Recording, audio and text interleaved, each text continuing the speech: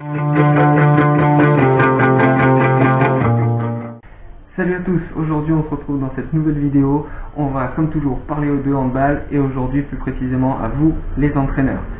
Aujourd'hui ce qu'on va faire c'est qu'on va voir ensemble les différentes compétences à travailler et à développer pour devenir un réel bon entraîneur, un bon éducateur sportif. Du coup on commence tout de suite avec la première compétence à développer, ça va être de savoir définir vos objectifs. Il est hyper important de savoir définir vos objectifs, c'est-à-dire de vous fixer des buts dans votre saison, par rapport à votre équipe, par rapport à vous-même en tant qu'entraîneur également. Ça va être la base de tout le reste. Si vous n'arrivez pas à définir vos objectifs, vous ne savez pas où vous allez, que ce soit à court terme, à moyen terme ou à long terme. Il faut absolument que vous ayez des buts fixés pour savoir comment orienter tout le reste. Comment savoir entraîner votre équipe, quoi prévoir les jours de match, etc. Ça va être hyper important de vous fixer des buts. Et après, ces objectifs, ils sont assez différents. Ça peut être, comme je disais, les objectifs pour votre équipe, les objectifs que vous vous fixez à vous-même, les objectifs physiques pour vos joueurs, les objectifs techniques et tactiques, et tout ça à court, moyen et long terme. C'est ce qui va être intéressant à définir dès le début de la saison, même un petit peu avant, si vous savez déjà quelle équipe vous avez. Ou alors, si jamais ça n'a pas été fait, que vous êtes aujourd'hui entraîneur de hand et que vous voyez peut-être qu'il y a des petits soucis dans votre équipe, c'est pas grave, faites-le dès maintenant. Vous voyez ensemble avec votre staff qu'est-ce qu'on vous fixe comme objectif aussi, et en fonction, vous déterminez les buts qu'il faudra atteindre en fin de saison. Ok ? Donc ça c'est la première des compétences et la plus importante, ça va être de définir vos objectifs. D'accord ? Ensuite, la deuxième compétence qu'il faudra développer, ça va être de savoir concevoir et construire un programme. Donc là-dedans, dans cette compétence en fait, ce qui va être important, ça va être de comprendre comment élaborer vos séances et surtout l'ensemble de vos séances sur la demi-saison, sur la saison entière. Ça va être important pour pouvoir ensuite revenir dessus, évaluer vos joueurs également, savoir un petit peu comment tout organiser pour arriver à l'objectif final. Donc admettons si vous fixez par exemple un programme sur la demi-saison, si vous savez déjà qu'à la demi-saison vous devez atteindre tels objectifs, vous avez votre liste d'objectifs, vous devez atteindre ça. Ensuite ce que vous devez faire c'est remonter en arrière jusqu'au jour J, jusqu'à aujourd'hui, pour savoir quoi mettre en place pour atteindre cet objectif. Le plus simple c'est de faire dans cette méthode là, c'est-à-dire de fonctionner un petit peu en machine arrière. Vous partez de l'objectif final et ensuite on remonte pour savoir quelle action mettre en place pour atteindre cet objectif et on découpe à chaque fois. Ok ? Donc ça c'est ce qui va être hyper intéressant pour vraiment se fixer sur vos objectifs principaux. Et quand vous avez découpé tout ça, en fait vous allez voir que vous allez de nouveau redécouper en petits objectifs et du coup en petits cycles plus courts. Admettons une demi-saison, on va dire sur 5-6 mois, admettons. Vous avez un objectif qui est final à la fin des 5 mois qui est encore un peu trop abstrait. Donc en découpant, vous découpez en sous-objectifs et du coup ça vous fait par exemple des cycles beaucoup plus courts, par exemple d'un mois, de 4 semaines, de 6 semaines, où vous savez qu'à la fin de ces 4 semaines vous devez atteindre cet objectif et que justement en ayant atteint ce petit objectif, ça vous fait déjà progresser dans l'objectif final. Ça c'est ce qui va être hyper important à faire. Si vous vous focalisez que sur le gros objectif final, ça va être très compliqué pour avancer parce que vous allez toujours avoir l'impression de ramer. Donc il faut absolument découper votre planification en fait, découper vos séances, etc. en plus petits objectifs qui sont plus facilement atteignables, mais qui du coup vont vous permettre de atteindre le plus gros objectif plus vite et plus facilement. Ok ? Donc ça c'est pour la deuxième compétence, donc concevoir et construire un programme. La troisième compétence, ça va être encore l'aspect plus petit, c'est-à-dire de construire les séances et les exercices. Donc là, au début on a vu le gros objectif, comment faire. Ensuite, on voit les plus petits objectifs, comment les répartir. Et ensuite, à l'intérieur, il va falloir bien construire ses propres séances. Et justement, en ayant fait déjà tout ça, vous avez tous les buts à atteindre. Et donc vous savez, admettons qu'à la fin du mois, vous devez atteindre un objectif. Et du coup, dans vos séances, vous allez programmer des exercices en fonction. Parce que chaque exercice, vous devez vraiment l'orienter vers vos objectifs. Si vous voyez voilà, que votre équipe est en difficulté, ne switchez pas un exercice, ne mettez pas des exos trop de côté si justement ils sont hyper importants à la réalisation de vos objectifs. Donc ça c'est vraiment important, c'est vraiment les un peu plus court terme où justement vous devez d'avoir des exercices et des séances qui fonctionnent bien ensemble. C'est un petit peu inutile d'avoir des séances complètement éparpillées, voilà, de faire la première séance dans la semaine qui est plutôt orientée sur je sais pas, le travail des annonces, de mettre en place 2-3 annonces d'attaque à travailler, ou alors une nouvelle tactique de défense. Par exemple, votre équipe a jamais défendu en 2-4, et ben voilà, vous décidez de mettre ça en place. Vous pouvez pas, admettons que vous avez l'entraînement le lundi, vous pouvez pas travailler une défense de 4 un petit peu le lundi et puis revenir que 3 semaines après. Il faut vraiment que ce soit bien tout découpé et mettre toujours des exercices en fonction de ce que vous avez envie de faire travailler à vos joueurs et ce pourquoi ils sont là pour progresser. Ok ? Donc voilà, le tout c'est de toujours redécouper au plus simple et au final ça va vous permettre d'atteindre le gros objectif de base. D'accord ? Ensuite, la compétence qui suit, ça va être maintenant de conduire ces séances et ces exercices. Donc, juste avant, je vous ai expliqué un petit peu comment les construire, ok ? Donc, de toujours avoir vos séances qui sont bien construites. Et après, il va falloir les conduire, c'est-à-dire comment animer ces séances, comment les faire vivre. Parce que c'est pas suffisant d'avoir vous pouvez avoir la meilleure séance du monde sur votre papier, arriver à l'entraînement. Si malheureusement vous n'arrivez pas à l'animer et à bien la mettre en place, elle passera à la trappe. Vos joueurs ils seront pas du tout concentrés et ça sera une séance de gâchis. Donc il faut aussi savoir les conduire, donc interagir avec vos joueurs. Il faut pouvoir avoir vraiment un climat de confiance et de dialogue avec vos joueurs aussi et vos athlètes. Le fait de conduire vos séances, ça va être vraiment de booster la motivation de vos joueurs, leur faire ressentir l'envie de jouer, de pas trop les rabâcher avec ben voilà, on a ça à faire. Ça c'est pour vous, l'entraîneur. Vous savez, vous avez votre plan derrière, etc. Maintenant il faut le mettre en place pour que ce soit plus vivant et plus amusant entre guillemets, parce que ben voilà, ça reste quand même un jeu, on vient pour se faire plaisir. On travaille quand même, mais on vient aussi quand même un minimum pour se faire plaisir. Pensez toujours à bien vérifier la motivation de vos joueurs quand vous voyez que ça commence à pêcher un peu, etc. N'hésitez pas à mettre des petites notions de compétition, de mettre des petits défis, des petits gages pour bien recentrer l'équipe si elle s'éparpille un peu trop, si elle est en difficulté, de simplifier l'exercice, de revenir à la variante plus simple. Quand vous faites vos séances, prévoyez toujours des variantes. Partez sur votre exercice de base, mais prévoyez toujours une ou deux variantes plus simples si vos joueurs sont pas en forme sur cette séance, et une ou deux variantes plus difficiles si pour le coup votre exercice est facilement compris. Et ben hop, on évolue directement, on passe à la version plus compliquée justement. Prévoyez-vous toujours des variantes avec un ou deux défenseurs en plus, avec peut-être un ou deux joueurs en attaque en plus. Si jamais vous partez sur un demi-terrain d'attaque, voilà, prévoyez-vous toujours des évolutions côté plus simple et côté plus difficile. Ok ? Ensuite, l'avant-dernière compétence à travailler pour être un bon éducateur sportif, ça va être de savoir réguler. Donc réguler vos séances, réguler vos joueurs, réguler en général.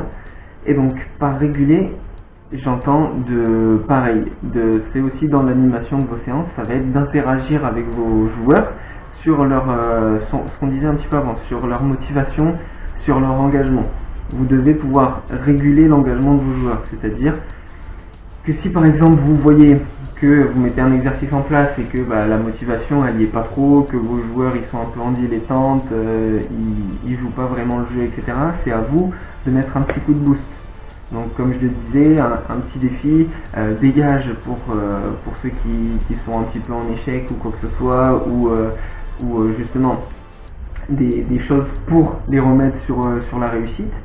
Et aussi inversement, si vous voyez que l'engagement est un peu trop intense, ce qui des fois peut arriver aux entraînements, sur par exemple des phases de match à la fin, admettons, ou même qu'il y a un peu trop d'animosité dans les exercices, c'est à vous de réguler, de recadrer vos joueurs pour justement les calmer un petit peu, leur permettre de se focus sur l'exercice, de se reconcentrer sur ce qu'ils font, et d'éviter un trop plein d'énergie qui s'engage trop justement, et que on risque la blessure ou des gestes un petit peu sales en défense, ce genre de choses là, c'est à vous de réguler. Et également dans la compétence de réguler, il y a aussi, comme on disait, la faculté de pouvoir adapter ces exercices. En tant qu'éducateur sportif, alors quand on entraîne une équipe de handball, on n'est pas forcément coach sportif de formation, mais ça va être votre rôle de vous adapter. L'adaptation, c'est un grand mot du coaching sportif. Vous devez vous adapter. Donc vous devez réguler. Si vous voyez que vos joueurs sont en échec, vous avez prévu un super exo, vous avez envie de le faire, vous pensez que c'est très bien pour votre équipe et tout, vous le mettez en place, votre équipe est en échec, ça sert à rien d'insister. Hop, partez sur une variante plus simple, refaites comprendre à vos joueurs ce que vous voulez vraiment travailler, remettez-les en confiance et hop, on repart sur la version un peu plus compliquée ou la version de base si on était descendu. Ok, donc c'est tout ça qui englobe le fait de réguler. Ça va être de bien animer vos séances, de bien l'adapter pour vos joueurs et de faire attention aussi à tout l'aspect relation de groupe et sécurité surtout. Ça c'est vraiment votre rôle aussi en tant qu'entraîneur de hand. D'accord ? La dernière compétence à développer, ça va être le fait d'évaluer. Donc d'évaluer, toujours pareil, en général, d'évaluer vos joueurs, d'évaluer vos séances. C'est très important d'évaluer. Si vous n'avez pas de notion d'évaluation, vous ne pouvez pas savoir si vraiment vos objectifs sont atteints. Vous ne pouvez pas savoir si vos joueurs sont vraiment en réussite ou en échec. Vous ne pouvez pas savoir si vos séances ont été intéressantes et bénéfiques. Si vous n'avez aucun moyen d'évaluer, vous ne pouvez pas vraiment avoir un recul sur vos entraînements. Donc c'est pour ça que le fait d'évaluer est très important aussi. Et il y a des choses très simples qui peuvent être mises en place pour évaluer. Pour vos joueurs, admettons, si dans vos objectifs, il y a le fait d'augmenter très nettement le ratio de tirs marqués sur votre équipe, parce que vous voyez que votre équipe a beaucoup d'occasions de tir, mais par contre, arrivé devant les cages, il y a énormément d'échecs. Petit sous-objectif, ça va être d'augmenter le ratio de tirs réussis, tout simplement. Pour savoir que ça marche vraiment, il suffit pas d'attendre le week-end, d'arriver en match et de se dire on a gagné, on a perdu, on a marqué tant de buts, et la dernière fois, là on en a marqué 20, la dernière fois on en a marqué 18, ça y est, on a tout gagné. Non. Ce qu'il va falloir faire, pour le coup, sur un objectif comme ça, c'est évaluer chaque joueur. Et il y a une façon très simple, ça va être d'avoir comme une sorte de petit carnet d'entraînement. Donc soit que vos joueurs ont chacun eux-mêmes, sinon si vous voyez qu'ils adhèrent pas trop au truc, vous le gardez vous-même. Et en fait ce que vous faites, c'est que aux entraînements, vous calculez déjà leur ratio sur le nombre de tirs marqués sur le nombre de tirs en général. Vous partez sur une séance. Vous mesurez juste comme ça. Sans rien de particulier, vous mesurez. Chaque joueur aura son ratio sur cette séance-là. Vous la gardez de côté. Et avec ce que vous avez eu comme résultat, vous leur fixez quand même des objectifs. Donc s'il y en a un qui a un ratio de 1 pour 2, donc qui rate la moitié de ses tirs, vous lui dites que maintenant il va devoir, au lieu de réussir la moitié, il faudra qu'il réussisse les 3 quarts. Donc il sait qu'il va devoir marquer les 3 quarts de ses tirs. Donc d'y aller toujours par étapes. D'accord ? On ne peut pas faire du 100%, il faut y aller par étapes. Et ce que vous faites, c'est que vous laissez passer, donc vous leur mettez des petits objectifs comme ça, ou si vous voyez qu'ils ont un peu du mal, des petits défis, s'ils arrivent à faire tant tant de tirs marqués, ils auront ça en récompense, ou l'inverse, le système de gage en équipe, etc. pour réussir les tirs. Vous mettez ça en place et 3-4 semaines après, vous ressortez votre papier où vous aviez tous les ratios de base. Vous remettez en place quasiment les mêmes, soit la même séance à peu près, et vous recalculez le ratio. Et vous voyez s'il y a eu du mieux, s'il y a eu du moins bien, ou si c'est pareil. Et en fonction, grâce à cette évaluation que vous avez fait, vous savez si vos séances ont été réellement impactantes. Après, il y a toujours l'aspect du joueur, forcément, son implication dans les entraînements, mais ça vous permet de vraiment mesurer l'impact qu'aura eu vos entraînements. Donc généralement, si vous y mettez du cœur, que vous faites bien attention à mettre en place des choses qui sont intéressantes pour faire travailler vos joueurs dans cet axe-là, il n'y a pas de raison qu'ils ne progressent pas. Après, bien sûr, si vous faites l'évaluation à tel jour et que votre joueur il revient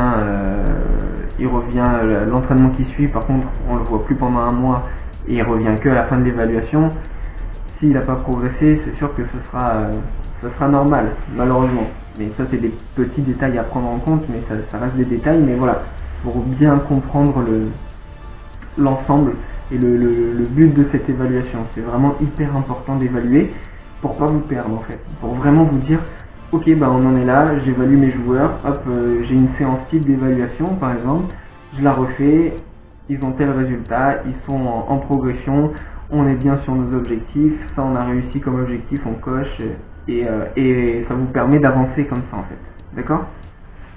Donc c'est des compétences de base, des choses de base à mettre en place, mais vous allez voir que comme beaucoup d'entraîneurs de handball des fois sont assez jeunes ou alors n'ont pas forcément la formation adéquate, si par exemple on n'a que la formation de base d'animateur handball ou quoi que ce soit, on n'a pas non plus énormément de compétences poussées sur comment construire un programme, comment construire une séance. Malheureusement on peut être un peu limité et c'est ce que je comprends, et enfin je le comprends tout à fait parce que si personne n'est là pour vous l'enseigner, c'est sûr que c'est un petit peu compliqué.